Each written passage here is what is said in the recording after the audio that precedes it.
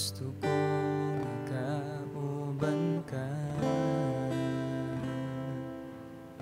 sa matang lakaw, sa tanang buhaton ko.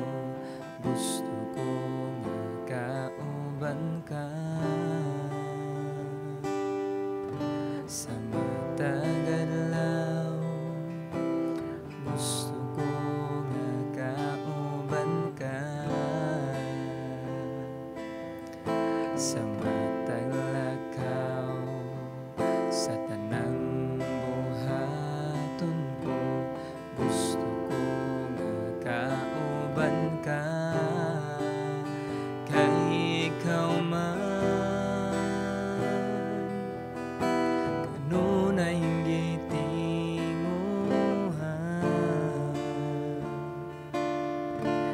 Ning akong dughan kay ikaw man, ang hangin nagiginhawa. Ikaw ang akong kusog, ikaw ang akong gugma, ikaw ang tanan, kay ikaw man.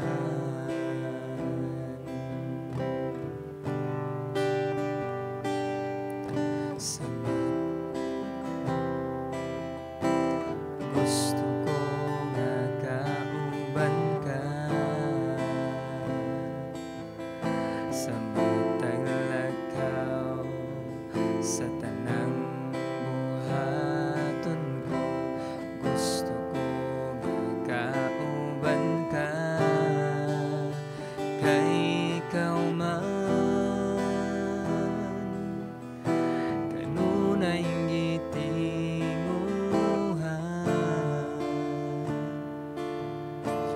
Ning akong dughan kay ikaw man, ang hangin nagiginhawa. Ikaw ang akong kusog, ikaw ang akong gugma, ikaw ang tanan, kay ikaw man kanunay gitinguhan.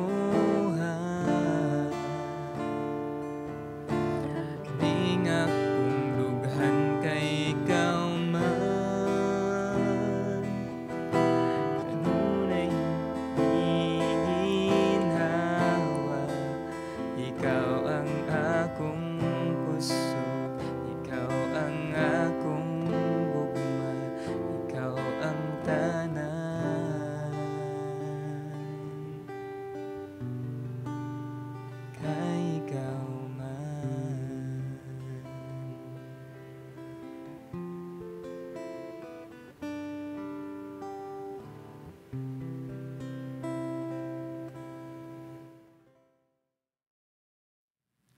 Mayong adlaw, salamat sa Ginoo sa lain na sad nga kahigayunan nga kita makatuon na pod sa iya nga pulong. Dako kini nga pribilehiyo nato matag usa nga diin makadungog na sad sa mensahe sa Ginoo nining mga taknaa.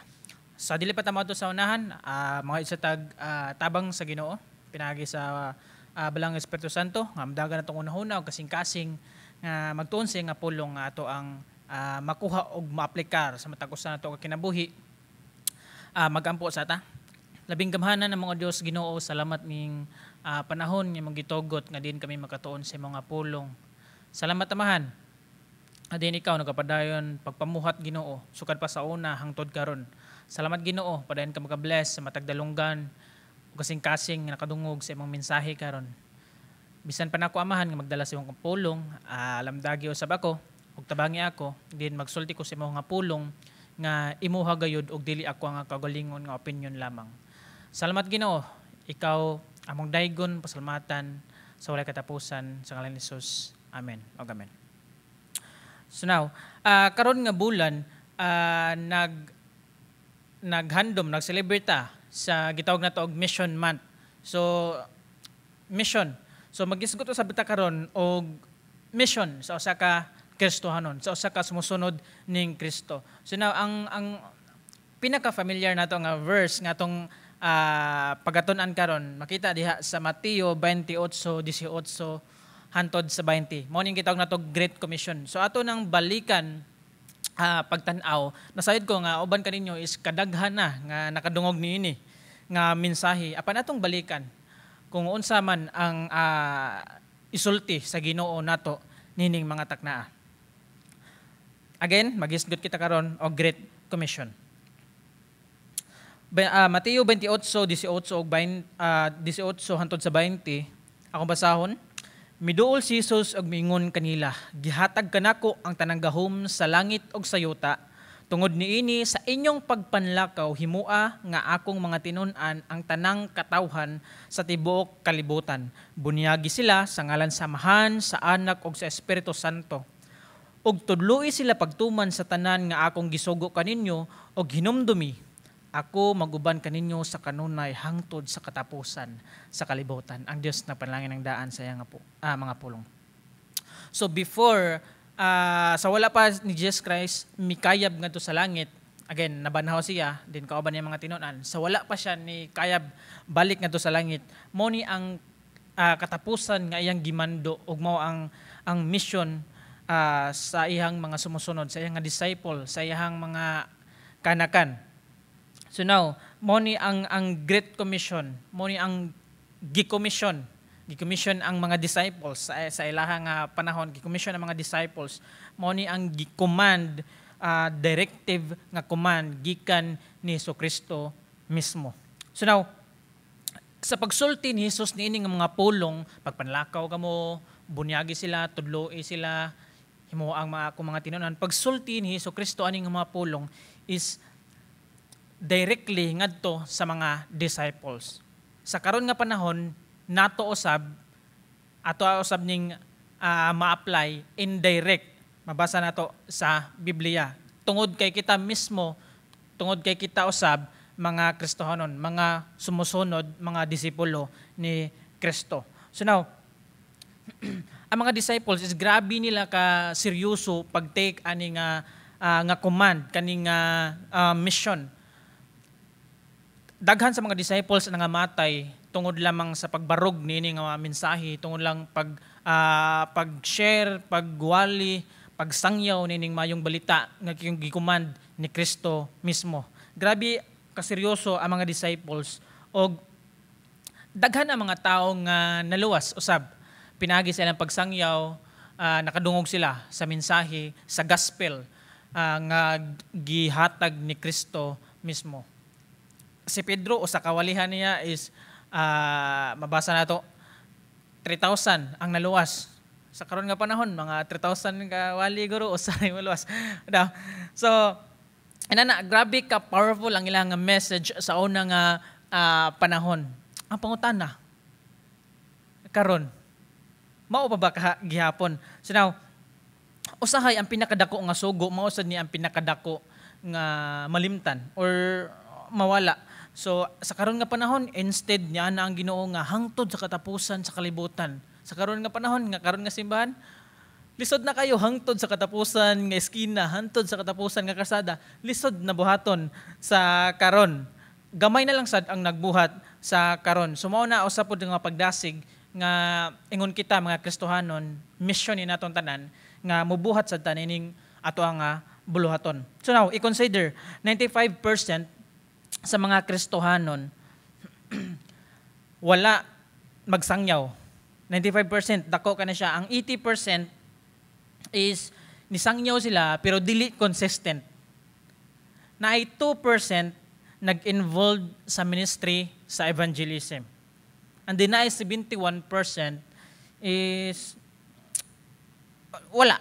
Wala siya. Wala nagnihatag og support, wala nagbuhat, na wala mission, Kristohanon. Okay? Dako kayo mga percentage, magbase ta og mga stats og percentage, dako kayo og percentage nga ingnon ta dako og lihukonon ang mission nga gihatag sa Ginoo nato. So adto natay adto natay upat ka butang atong tan-awon sa ato nga passage karon. kung adon na pabay pitik ang atong kasing-kasing sa pagbuhat niini nga mission. So unang nga butang is ato ang makita sa versikulo 19 natay great mandate. Natay great mandate. So sa inyong pagpanlakaw himua nga akong mga tinun-an ang tanang katawhan sa tibuok kalibutan. Go and make disciples. So dili ta makago kung galingkod rata, dili ta makago kung gapuyo rata, dili ta makago kung dili ta mulihok. So ang verb ani literally means nga as you go, bisan asa ka mulakaw, bisan asa ka imong gibuhat, bisan asa ka muadto, as you go, gidala nimo ang gospel tungod kay ikaw Kristohanon ug na kay mission sa pag-share ana ngadto sa uban, adto sa imong trabahoan, adto sa imong pamilya, adto sa imuhang maagian as you go. Go. So again, nag-involve na siya og duha. So una sa ato nga lifestyle. Sa ato nga lifestyle. Makita usab na dira sa ato nga testimony. Again, lifestyle. So nagingon diri sa Mateo 5:13-16, 13 hangtod sa 16. Kamo ang asin sa katawhan kun ang asin kawad-an sa iyang kaparat. Unsaon pa man pagbalik sa kaparat niini, hinuon wala nay kapuslanan og angay na lamang ilabay unya tunob-tunoban sa mga tao. 14, kamo ang kahayag sa kalibutan, ang syudad nga mahimutang sa bungtod dili gayud matago. Walay magdagkot og suga aron lamang isulod sa gantangan kundili ibutang gayud kini sa tungtunganan aron maghatag og kahayag sa tanan nga anaa sa balay. 16, busa sa samang paagi. Ipadanag ang inyong kahayag at tubangan sa mga tao aron makita nila ang inyong mga maayong buhat ug daygo nila ang inyong amahan nga atoa sa langit. Again, lifestyle sa atong kinabuhi. Sama sa asin ug suga nga nagdalag kahayag ang atong kinabuhi, kinahanglan makita ug madayag nga si Kristo naa sa atong kinabuhi, nga kita sumusunod ni Kristo. Ang atong kalipay, ang atong kalinaw, ang ato ang kalahian gikan sa kalibutan makita sa ato ang lifestyle, makita sa ato ang kinabuhi. Kung si Kristo ang focus sa atong kinabuhi, ang mga tao makakita nga si Kristo anaa kanato. Ikaduha, nag-involve usab ni sa ato ang lips. Lifestyle tong una, ikaduha lips. Meaning lips, sulti, preach, tell, lips. So, gisultian kita nga magtudlo. Okay, mabasa na to sa ato nga passage kaniha. Tudloi sila. Gisultihan kita nga magtudlo. Kana nga pulong adunay ideya sa paghimo og tinun-an o pagtudlo. Okay? Mahitan, mag-disciples ta, kinahanglan nga ato ng tudloan. Ato ng gamitan. I-preach na to og unsa ang mga butang nga kinahanglan nga itudlo. Kinahanglan nga magkinabuhi kita sa husto nga matang sa kinabuhi apan gisultihan usab kita nga ipaambit ang atong pagtuo. Atong isulti sa nawala nga kalibutan kung unsa ang gibuhat ni Kristo alang kanato sa dihang siya nagluwas kanato. Og unsa ang iyang mahimo alang kanila kung sila mosalig kaniya sama sa atong gibuhat, dili igo nga ipakita lang kini, kinahanglan usab natong isulti.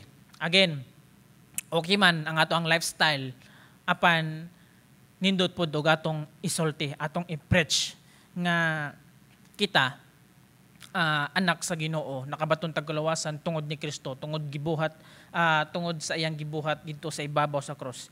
Nagingon diri sa Marcos 16:15, mingon siya kanila, panglakaw kamo sa tibuok kalibutan ug isangyaw kining maayong balita ngadto sa tanang mga tao. So ang kaning the word preach, word nga preaching, means siya kanang to herald, di ba? Sa unang pagkatao ni Jesus, hark the herald kana, grabe kanang tanaw nato sa naay hari. So grabe ang kanang ilang pagsinggit, ilang pag King's Herald, gitawag nato King's Herald. So inana nga dira sa kalsada, dira sa eskina, grabe ang pag singgit. Inana nato makita ang word nga preach. Inana nato pag describe So sa ato sa kini nga context inanao sa mga to ang pag-preach sa maayong balita nga adto sa mga eskina, adto sa mga kalsada, adto sa mga open nga panimalay nga modawat nga mamati sa pulong sa Ginoo. Inana preach. So sa pagkatinuod, ang kaning preaching is gidala ni nato sa adlaw-adlaw, dili lang kay sa ato nga testimony, sa ato nga lifestyle. Usab bisan asa ta mulakaw, pwede ta maka-preach bisan pag sa ato nga trabahoan, pwede ta maka-share sa pulong sa Ginoo. Dili ingon nga lisod kaayo or mangita og mga nindot nga venue or unsa nga building para mag-gather, dili na kinahanglan. Kung asa ka as you go, mao na ang mandate, preach pinaagi sa ato nga lifestyle og ato usab isulti. Ikaduha, adunay ang una great mandate, ikaduha is naay great message. So now, mo ni ang mensahe, mo ni ang maayong balita, mo ni ang gospel. So now, as we go, sultian nato ang atong kasilinganan hantod sa tibuok kalibutan, may tungod ni Kristo. Ang mensahe nga atong i-share is klaro kaayo, mao na ang gospel. So si Jesus miani sa kalibutan aron sa paghimo sa ebanghelyo, describe na ni Kristo nga usa ka kamatuoran. Miani siya nining kalibutan na aron mamatay sa cross, mabanhaw gikan sa mga patay ug mag-abli sa dalan sa walay katapusan nga kaluwasan alang sa tanan nga modawat kaniya sa ilang mga kasing-kasing. Si Jesus mianhi nining kalibutan na ingon nga manuluwas sa mga tao. So daghan tag mga bersikulo nga atong makita dira sa Lucas 19:10, Marcos 10:14, Juan 14:6, mianhi siya aron sa paghimog paagi alang sa nangawala nga mga makasasala aron makaduol sa Dios. Siya nagkabot sa matag katuyuan, purpose nga anaa kaniya alang sa pag-anhi ni ining kalibutan na. Ato na makita dahil sa Isaiah 53:4 hantod sa 8, Hebrehanon 10:11 hantod sa 14 og sa Hebrehanon 9:28. Siya mianhi aron sa pagluwas kanato og sa paghatag kanato og mensahe sa kaluwasan nga atong gipaambit sa nawala nga mga kalag. Inana ang mensahe, inana ang istorya ni Kristo, mao na ang gospel nga ato ang makita ug mabasa. Ang kini nga mensahe dili mensahe may tungod sa simbahan o bisan unsang denominasyon. Dili kini mahitungod sa ato ang pastors or elders or unsa pang kinsa mga tawo nga sulod sa simbahan. Bisan unsa nga status sa kinabuhi, dili kini mahitungod sa atong estilo sa pagsimba. Hinoon kanang importante. Apan walay usa nga makaluwas sa usa ka nawala gigapos ang iyang kalag sa impierno, kundili ang mensahe sa kaluwasan mao ang gospel, mao ang kinabuhi ni Kristo. Mao nang dako nga mensahe, great message. Mao gani mensahe sa kaluwasan. Una nga Korinto 15:3 og 4. Gitudlo ko kaninyo ang akong nadawat nga mahinungdanon kaayo. Kini mao nga si Kristo namatay alang sa atong mga sala, sumala sa nahisulat sa kasulatan, glubong siya og sa ikatulo nga adlaw gibanhaw sumala sa nahisulat sa kasulatan. So ang kini nga mensahe usa ka simple nga mensahe. Kini usa ka mensahe sa paglaom sa kasakit, sa kinabuhi ngadto sa mga patay, sa kalinaw ngadto sa mga gisakit. Sa Roma 1:16, dili ko ikaulaw ang maayong balita kay kini mao ang gahom sa Dios aron pagluwas sa tanan nga motuo, una sa mga Hudiyo, ingon man sa dili Hudiyo. Usa kini nga mensahe nga dapat mabatian sa tanang tao nga naa sa kalibutan. Kini usa ka mensahe nga universal og application. Maka-apply ang tanang tao og kaya nga magbag-o sa matag usa kinabuhi. Mao na ang gospel na igahom makaluwas ang kini nga mensahe. Ikatulo, great mandate, great message og naay great mission. Kini bersikulo 19 tungod niini sa ato nga passage sa Mateo 28:19, tungod niini sa inyong pagpanglakaw himuha nga ako mga tinun-an ang tanang katawhan sa tibuok kalibutan, buniyagi sila sa ngalan samahan, sa Anak ug sa Espiritu Santo. So klaro kayo ang atong mission ato ni makita diri ang mission nato nga masultian ang every person, ang matag usa nga tawo diri sa kalibutan. So ang mission field tibuok kalibutan. Dire sa buhat 1:8, apan kun mukunsad na kaninyo ang Espiritu Santo, makadawat kamo gahom og mahimo kamong akong mga saksi sa Jerusalem, sa tibuok Judea ug Samaria ug sa tibuok kalibutan. So ato ni pamalundungan, mahimo kamong mga saksi sa Jerusalem, sa tibuok Judea ug Samaria ug sa tibuok kalibutan. Ug ato nang i-refer karon sa ato nga dapit, tibuok Kampothaw, nya maapil ang tibuok Cebu City, nya maapil ang Mandawi, maapil ang Lapu-Lapu, and then maapil na ang tibuok Cebu, then Region 7, tibuok Pilipinas, at tibuok kalibutan. So inana, ug ato makita is na siya circle hantod padako hantod tibuok kalibutan. So siguro sa matagusan nato, dili man jud ingon nga sama kadako sa Kampothaw or sa Guadalupe or sa Cebu City ang ato ang mission field. Siguro ang ato ang Jerusalem is ang ato ang pamilya. Dira mag-start ang gospel. Ang siguro ang Judea nato is ato ang mga silingan. Share na to una sa pamilya, mga silingan, hantod tibok barangay. Siguro wala ko nung sayod sa matagusan nyo kinabuhi, pero mao niyang importante. Kinahanglan nga share na to ang maayong balita tungod kay mao ni ang mission nga gitahas sa matag usa kanato. So now, naay mga tawo nga gitawag sa Dios nga adto sa laing dapit, adto sa laing nga country, mao na gitawag nato mga foreign missionary. So ina na sila mga mission adto sila sa Africa, layo. Napoy mga tawo nga gitawag sa Dios nga gitawag nato local missionary is na lang inside the Philippines, inside Cebu City, ina na lang na diri lang sila nagpanlihok pero nagpadayon og pagbuhat sa pagsangyaw sa mensahe sa pulong sa Ginoo.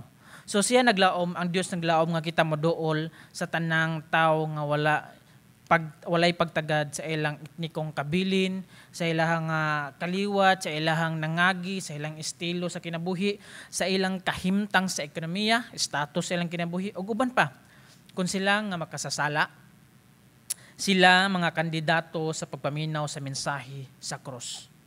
Kung sila, ingnon ta, mawala, nagkinahanglan sila og manluluwas. Kung wala sila makaila kaniya, kinahanglan nila og kita gitugutan og gimanduan mo nang mission nga atong gitahas sa matag usa ka Kristohanon nga magpaabot ta nila sa mensahe sa kaluwasan.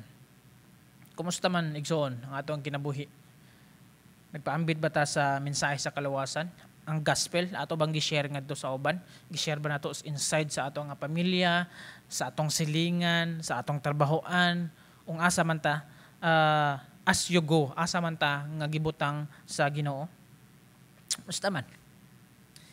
Sa katapusan is natay dili nato kalimtan, natay great mentor. Natay great mandate, natay great message, and then natay great mission, and then napod tay great nga mentor. O gulay lain, si Ginoong Hesukristo mismo. So now, sa versikulo 18 og jump sa 20, si Hesukristo wala nag-send lang ngadto sa mga tinun-an, ingon man usab kanato nga largo lang without any resources. So naghatag si Hesukristo og ato na makita diri sa mga bersikulo 18 og 20. So now, ang una, ni promise ang Ginoo sa iyang presensya. Sa bersikulo 20, atong mabasa sa atong teksto, og hinumdumi ako mag-uban kaninyo hangtod sa katapusan sa kalibutan. Mag-uban ang Ginoo na ang iyang presensya. Sa pagpaambit ngadto sa uban, sa pag-share nato ngadto sa uban, magwali, mag-preach ta, magsangyaw ta mahitungod sa maayong balita sa gospel. Wala ta nag-inusara, naa nag-uban ang Ginoo. Ikaduha, sa bersikulo 18, ang Dios nagsaad sa iyang nga power. Una na presensya naguban ang Dios. Ikaduha na ay power, na ay gahom, nagsaad ang Ginoo. Sa bersikulo 18, miduol si Jesus og mingon kanila, gihatag kanako ang tanang gahom sa langit ug sa yuta. So now, una describe ba kinsa nga general, kinsa nga president, kinsa nga prime minister, kinsa mga kings and queens, dili sila maka-compare sa power nga naa ni Jesucristo. Power and authority nga naa ni Kristo. Ug mao na ang ato ang mentor mo ni naghatag mo nang confident kita magasangyaw nga do sa uban, confident kita nga mag-share sa pulong sa Ginoo tungod kay kita mismo nasayod nga ato ang great mentor nga si Jesucristo is great, have a great power and authority. Gamhanan siya nga Dios ug mao nang gisaad nga dili nato ikaulaw ug dili ikahadlok ang pagsangyaw sa maayong balita.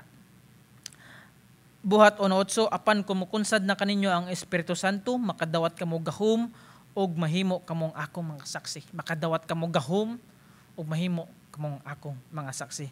Kung kita matinuanon sa pagpaambit sa iyang mensahe sa ebanghelyo, sa pulong sa Ginoo, kita makasalig nga ang Dios mogamit sa iyang mensahe alang sa iyang himaya, sa iyang glory. Iyang kuhaon ang ato mga mahuyang mga pulong ug iyang ilakip ang iyahang gahom niini. Ang Espiritu sa Dios na ang balaang Espiritu nga mukuha sa atong mga pagpaningkamot ug iyang gamiton ang pulong bisan kita mahuyang, gamiton ang pulong taga-agahom nga kayang mutandog sa kasing-kasing sa mga taong makadungog sa mensahe sa Ginoo. Igo lang ta gigamit, igo lang ta nga magpagamit sa Ginoo, faithful nga paggamit kaniya. Mo nang atong gibuhat nga sangyaw lang. Tanom lang og mga binhi, ang Dios nay bahala, ang balang Espiritu Santo nay bahala sa pagbisbis aron motubo ang mensahe, ang binhi sa pulong sa Ginoo. Siguro nay mga ingon nga nay mga tawo nga gifted nga grabe maka-convict sa ilahang nga mga pulong. Napoy mga tawo nga ingnon ta nga dili inana ka powerful ang ato ang pagsangyaw. Nay mga inana nga dili confident. Again, o bisan pag ilang mga testimonyo dili kayo inana kaisog na uban nga mga testimonyo nga magsangyaw, gikan ko sa presohan 20 ka tuig, 15 ka tuig ko sa presohan, grabe na ako kabadlongon pero gibag-o ko sa Ginoo. Grabe kayo ang ilang pag-convict sa ilang testimony. Nay mga tao sab nga simple lang ilang mga kinabuhi, apan hinumdumi adunay gahom diha nga ihatag sa Ginoo kung faithful ang paggamit sa pagsangyaw sa pulong sa Ginoo. So now, atong i-simplify, atong balikon ang ato ang passage sa Mateo 28, 18 ug 20. So atong i-simplify para dali na to makuha. Hinumduman nato nga naay dako nga person, naay great person. Bersikulo 18, miduol si Jesus ug mingon kanila. Wala lain na great person kundi si Jesucristo mismo. And then si Jesucristo mismo is aduna siya great power and authority. Bersikulo 18 gihapon, gihatag kanako ang tanang gahom sa langit ug sa yuta. Ang great person nga si Jesucristo na ay great power ug naghatag siya og great commission. Sa bersikulo 20 ato ang bersikulo 19, tungod niini mao niyang mission, commission niya. Sa inyong pagpanlakaw himuan nga ako mga tinun-an ang tanang katawhan sa tibuok kalibutan, bunyagi sila sa ngalan samahan sa Anak ug sa Espiritu Santo. O katong hinumduman nga ang great person nga si Jesucristo nga naay great power and authority nga naghatag og great commission, now say great promise sa bersikulo 20 nga ang Dios mag-uban hangtod sa katapusan ng mga adlaw. So now hagit o pagdasig sa matag usa, paggamit ta diha sa pagsangyaw, pagpaambit sa pulong sa Ginoo sa maayong balita nga nagdala og kalawasan sa matag usa katawhan nga nawala nga naa diri sa kalibutan. Magampo ta. Ginoo, salamat sa mga pulong nga nag-remind kanamo ni mga taknaa nga unsa ka importante amahan ang kining mission nga imong gisangon sa matag usa kanamo, ingon nga mga sumusunod kanimo, ingon nga mga disciple kanimo, ingon nga imong mga anak, ingon nga mga Kristohanon.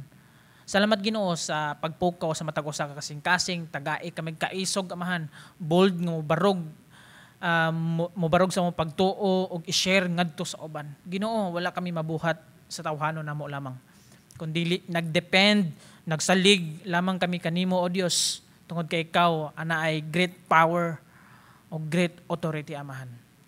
Diha nagikan ang amo nga confidence kanimo Lord. Salamat amahan, padayon ka Ginoo magagamit sa mga tao nga padayon nga nagsangyaw karon, padayon nga nag-share sa imong pulong sa mga missionary, padayon ka provide kanila og mga safety kanila. Salamat amahan, bisan pa Ginoo sa nakadungog sa mensahe karon amahan, ikaw sab magapukaw, magagamit sa matag usa kinabuhi Ginoo, sa matag dalunggan o kasing-kasing nakadungog sa imong mensahe. Ginoo, nagasalig kami ngay mga balang Espiritu Santo padayon nga pamuhat Ginoo sa matag usa namo ka kinabuhi. Amo kaning isalig kanimong tanan, dalaygon ka sa walay tapusan, usaha kami sa imong gugma, grasya ug kalinaw sa ngalan ni Jesus. Amen og amen. Kay ikaw man